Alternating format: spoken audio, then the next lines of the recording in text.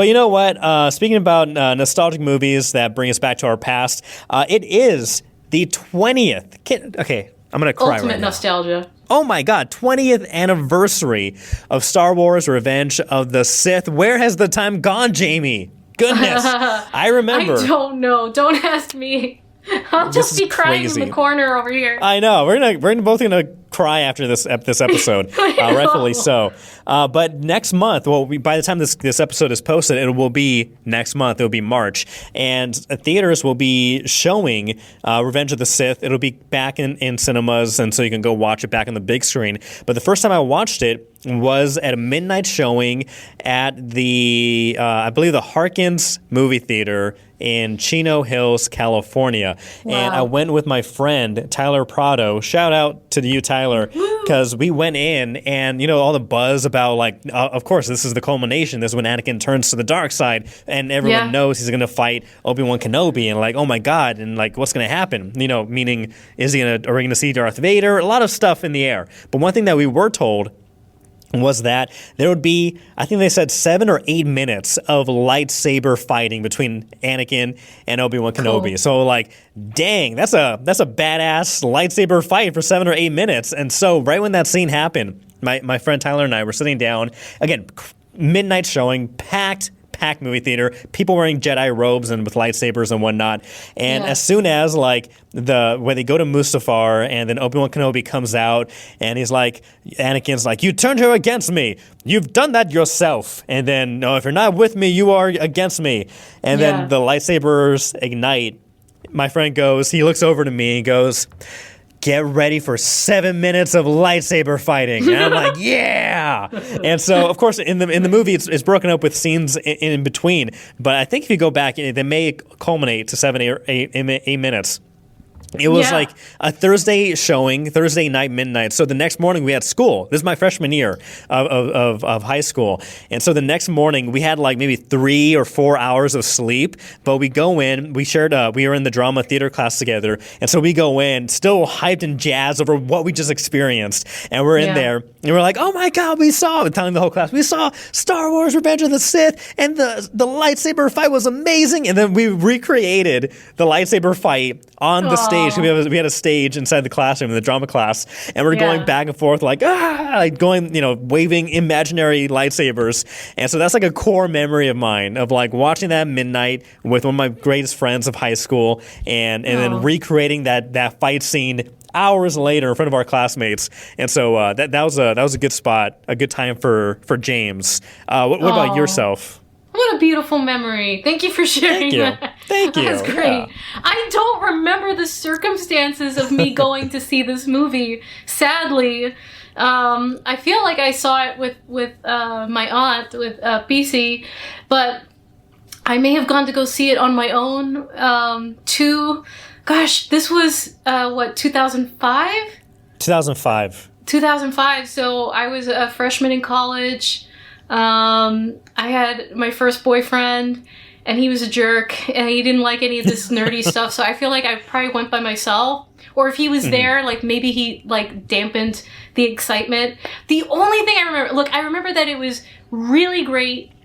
I really loved it. I thought it was the best prequel movie up until that point, and I was totally invested, and the lightsaber fight at the end was so epic and beautifully done, and I love Ewan, and I love Hayden, and it was perfect until... Oh, no. Until the very, very end, when they unveil Vader for the first time, and Palpatine tells him, "You killed her." And he goes... And he steps out, and he looks up at the camera, all, corny, and he goes, "No! No!" And I was screaming, "No!" in my heart, because that was so corny and crappy, and I hated it, and it ruined the whole movie for me. Well, I tried not to let it ruin the whole movie for me. Yeah, you forget that part. But I hated that. I hated it. So I just tried to pretend like that part didn't exist. The rest of it was really phenomenal, and it was great. I think my theater laughed at that moment, rightfully so. So if they would have rearranged that, so Palpatine rescues Anakin, and then they fly off, and then you follow through with, Obi-Wan Kenobi dropping off the twins, separating Luke and Leia after Padme gives birth and passes away, and then you have that, and then they kind of separate, and then at the end you have. You show Anakin burnt to a crisp, like a little fry in the air fryer that's been left in there for way too long. So as he's there, and then they do all the robotics and the enhancements, and then when the mask comes down and then it clips on, then you hear the psh, psh. Yeah. You hear that? That was great. That's when it should end. That's when it should end. Or you could. Yeah. Go ahead. Or no, if you're going to be distraught over, like, killing your wife, like, freaking cry and wheeze in the mask. Like, don't, no, the corny stuff. But, yes, what were you saying?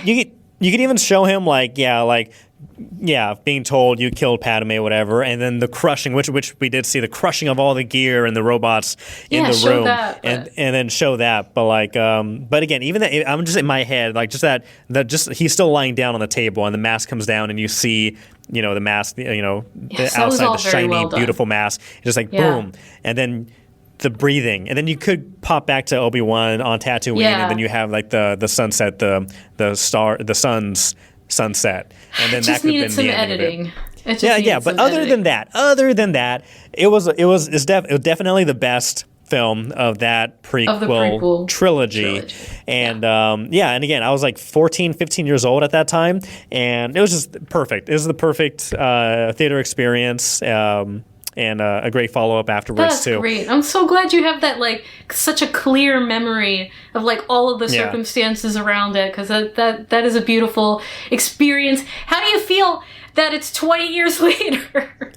Oh, my God. I know. It's insane. It is insane. Like, I can't comprehend time anymore. Like, it's... Yeah, it doesn't make sense. Nothing makes sense anymore. I'm kidding. But you know what I learned, James? Yeah. From that has stayed with me for all time is you must always have the high ground. Always have the high ground, yes. Always have the high ground. No ifs, ands, or buts about it. No. Brother. No. That's right. Well, let us know. Right. Those watching, those listening, what was your Revenge of the Sith experience like? And I know the opinions and thoughts, the retrospection of the prequel have changed, evolved over time. Did you love it then? Do you hate it now? Or did you hate it then and love it now? Are you the same? Let us know. Comment down below. And again, if you remember that first time theater experience watching it, share it, because I love hearing and reading those stories.